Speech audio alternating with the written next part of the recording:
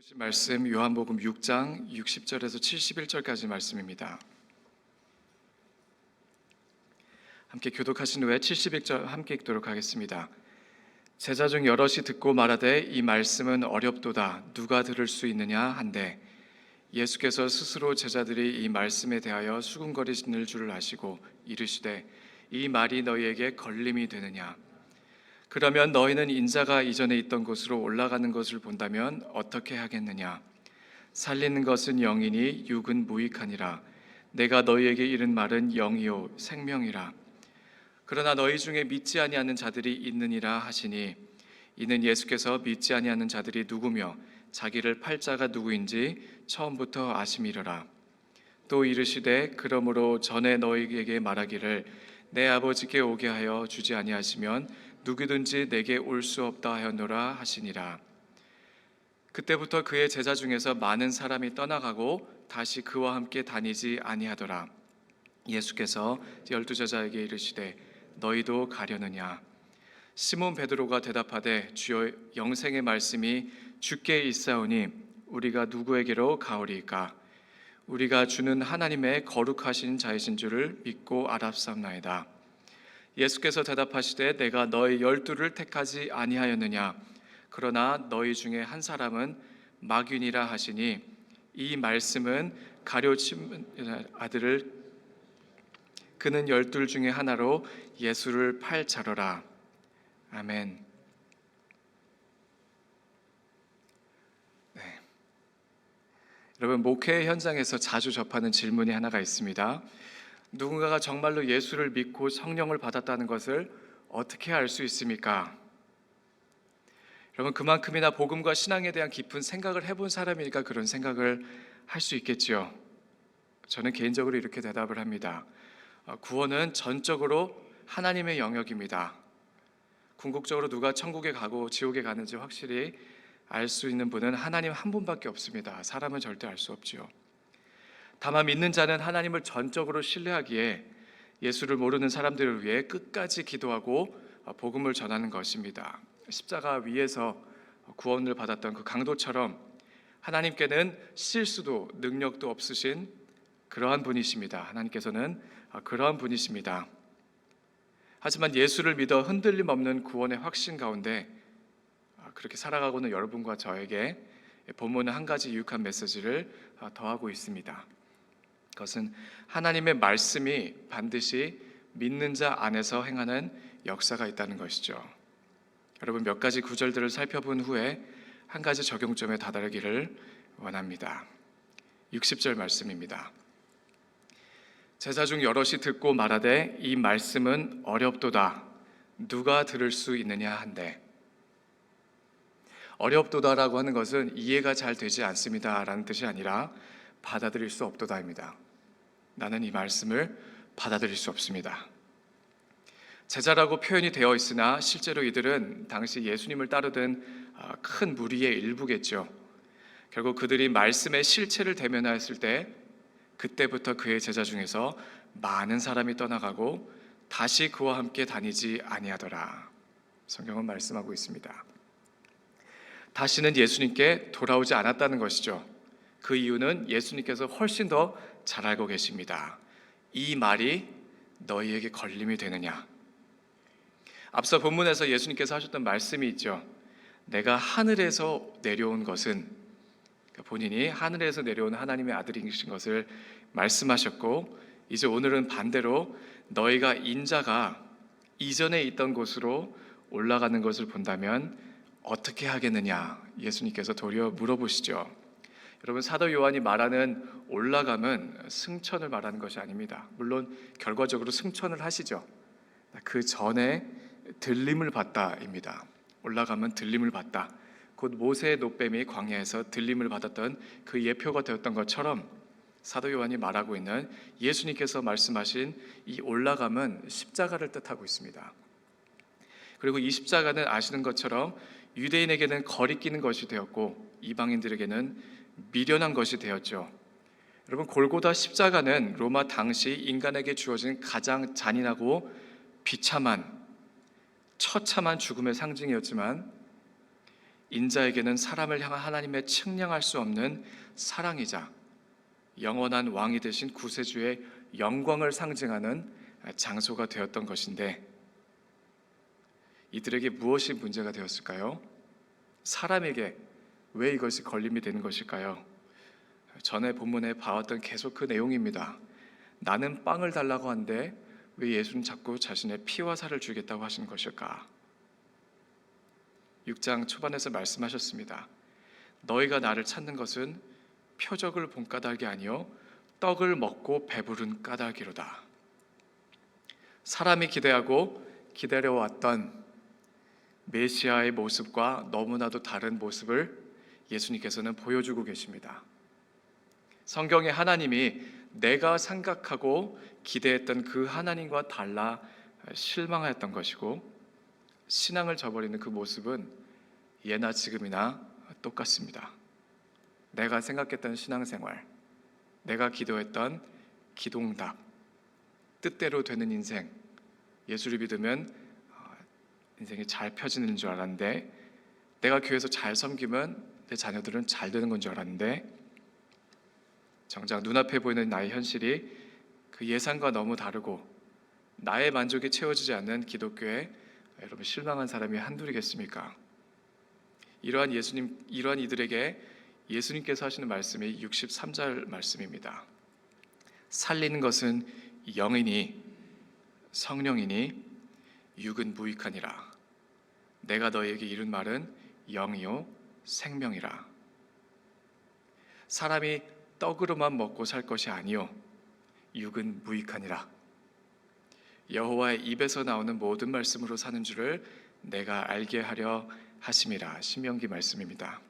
살리는 것은 영이니 내가 너희에게 이른 말은 영이요 생명이라. 먹고 사는 일을 위한 육의 양식은 순간적이죠. 저희가 매일 한두 세 끼씩 경험하고 있는 바입니다. 썩어 없어질 것들입니다. 세상에 속한 인생이 모두 그러하듯이. 그러나 하늘에서 내려오신 양식, 곧 예수 그리스도는 십자가로 말미암아 우리의 영혼을 영원히 살리시고 영생을 주시고, 나아가 성령을 선물로 주시어 우리가 하나님의 생명으로 살게 하셨습니다. 시몬 베드로가 대답하되 주여 영생의 말씀이 주께 있사오니 우리가 누구에게로 가오리까? 우리가 주는 하나님의 거룩하신 자이신 줄을 믿고 알았사옵나이다. 하나님께서 일찍이 말씀을 통하여 주셨던 그 모든 약속의 성취가, 여러분 죄로 인하여 영원히 죽을 수밖에 없었던 우리에게 이제는 영원한 생명을 우리에게 주시는 그 놀라운 비밀이 하나님의 거룩하신 자, 바로 독생자이신 예수님을 통해 우리에게 나타나고 이루어지는 것입니다. 그래서 세상의 모든 풀은 마르고 꽃은 시드나 하나님의 말씀은 영원히 서리라 하는 것, 말씀이 참으로 옳습니다. 당연한 것이죠. 왜냐하면 말씀이신 예수 그리스도께서 영원히 사셨기 때문입니다. 그리고 그 말씀이 우리 가운데 거하고 있기 때문이죠. 그러니 믿는 우리에게 있어 이 말씀은 근본적으로 떼낼 수 없는, 매일을 사는 우리에게 주신 하나님의 생명력 그 자체가 되는 것입니다. 64절, 그러나 너희 중에 믿지 아니하는 자들이 있느니라. 제자들이라고 불리는 큰 무리들 중에 믿지 아니하는 자들이 있었습니다. 오늘도 마찬가지죠. 앞으로도 그렇습니다.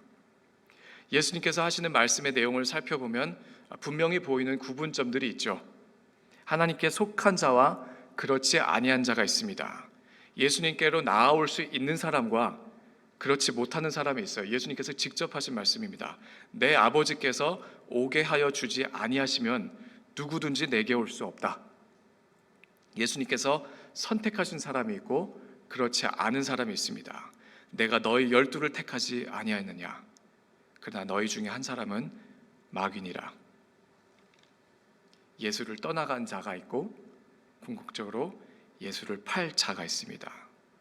예수님께서 말씀하셨습니다. 성경이 말씀하고 있죠. 처음부터 아심이로라. 예정론 얘기할 수도 있고 성도의 견인 얘기를 할 수도 있고, 그러나 우리의 눈에 보이는 현실은 이러합니다. 그때부터 그의 제자 중에서 많은 사람이 떠나가고 다시 그와 함께 다니지 아니하더라. 예수님께서 그들이 원하는 것은 주지 않으셨습니다. 예수님께서 주고자 하셨던 것은 사람이 거부한 경우, 성경의 역사 시작 전부터 하나님의 말씀을 받아들이지 않았던 사람들이 꼭 있었고, 이제 말씀 그 자체이신 예수님 또한 전적으로 거부하는 사람들, 그 사람의 표본이 바로 가룟 유다입니다. 결국 사람의 눈에 보이지는 않지만 하나님께는 태초전부터 이미 명확한 부분, 말씀이 그 사람 안에 거하고 있는지 아니면 거하지 않고 있는지, 그것은 실수 없이 정하셨고 아시는 하나님께서는 진심으로 두려우면서도 놀라우신 분입니다. 여러분, 결국 오늘 이 본문을 통해 볼 수 있는 저 한 가지는, 말씀을 듣고 떠나가는 자가 있으나 분명히 말씀에 반응하는 자가 있고, 나아가 온전히 말씀으로 살아가는 사람이 있다는 것입니다.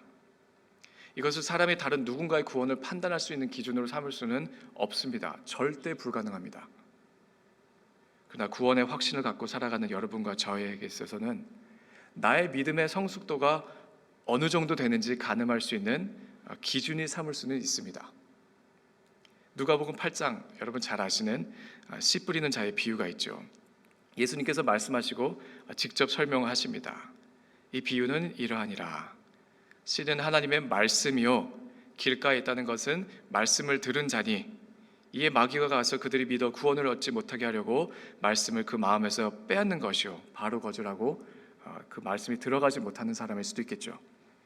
바위 위에 있다는 것은 말씀을 들을 때에 기쁨으로 받았으나 뿌리가 없어 잠깐 믿다가 시련을 당할 때에 배반하는 자요, 처음에 반응은 있었으나 시간 지나가며 떠나가는 사람일 수도 있겠습니다.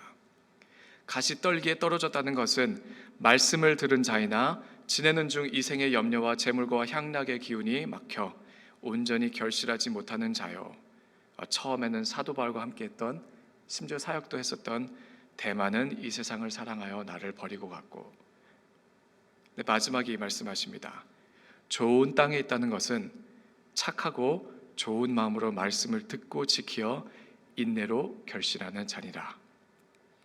예전에도 있었고 오늘도 있으며 앞으로도 있을 일입니다. 여러분, 행함이 구원의 조건이 될 수는 없습니다. 구원의 열매로 나타납니다. 물론 사람마다 그 자라온 배경이 다르고 환경이 다르고 마음밭이 다 다릅니다. 그래서 개인차가 있는 것은 100% 가능합니다만은 변화의 시간과 정도의 차이는 다 있을 수 있습니다. 어떤 사람은 하루아침에 바뀌기도 하지만 어떤 사람은 일평생에 거쳐 바뀔 수도 있습니다. 비유의 마지막에 하신 말씀, 예수께서 대답하여 이르시되 내 어머니와 내 동생들은 곧 하나님의 말씀을 듣고 행하는 이 사람들이라 하시니라. 여러분, 복음의 마음밭에 깊이 뿌리 내려 착하고 좋은 마음으로 말씀을 듣고 지켜 인내로 결실하는 자, 하나님의 말씀을 듣고 행하는 그리스도인의 자세입니다.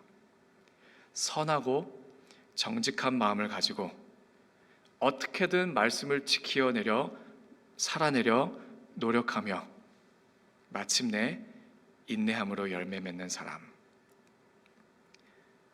그래서 여러분, 그리스도인과 말씀은 하나입니다. 많은 사람들이 모여 따뜻한 커뮤니티를 이루고, 여러분 서로가 서로를 격려해주고 다양한 세대가 이루어져 그 안에서 서로를 세워주면서 세상의 영향력을 펼치는 일, 때로는 교회보다 이단들이 더 잘하는 것 같기도 합니다. 세상 단체들이 더 잘하는 부분들도 있습니다. 그러나 예수를 믿고 따르는 것, 그리스도인에게서 가장 절대적인 존재와 가치는 하나님의 말씀이신 예수 그리스도입니다. 이것은 우리를 향한 하나님의 약속이었고 그리스도의 십자가를 통해 성취된 현실이고 오늘날 우리 가운데서 성령님께서 행하시는 역사이죠. 그래서 그리스도인과 말씀은 하나입니다. 말씀을 받아들인다는 것은 예수님을 나의 구원자로 믿고 그분의 뜻을 따라 사는 것, 이것은 세상의 그 어느 누구도 흉내낼 수도 없습니다. 결국 마지막 믿음의 성숙도는 여러분과 말씀과의 그 거리를 얼마나 좁힐 수 있겠는가? 나와 말씀과의 거리를 얼마나 좁힐 수 있는가? 그래서 여러분 개인의 삶의 현장에서, 가정에서, 교회에서, 사회에서, 그리고 특별히 나 혼자만 아는 나의 내면 구석구석까지 이 말씀 붙잡고 지켜내고 말씀이신 예수님을 더욱 닮아가기를 원합니다. 그 갈망이 우리 가운데서 회복되기를 원합니다. 기도하시겠습니다.